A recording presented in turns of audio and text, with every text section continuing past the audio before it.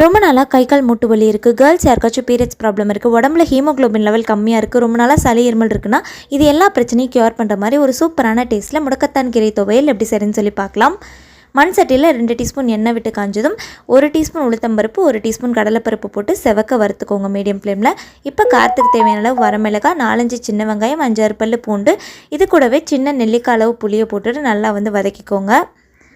இப்போ க்ளீன் பண்ணி வச்சுருக்க ஒரு கட்டு முடக்கத்தான் கீரை இது கூட போட்டுட்டு இலை சுருங்குற அளவு ஒரு 2 நிமிஷம் போல் நல்லா வதக்கிக்கலாம். இப்போ 1/4 டீஸ்பூன் அளவு சீரகம் போட்டுட்டு கேஸ் ஆஃப் பண்ணிவிட்டு 2 டேபிள் ஸ்பூன் துருவன தேங்காய் போட்டுட்டு நல்லா மிக்ஸ் பண்ணி விட்டுக்கோங்க.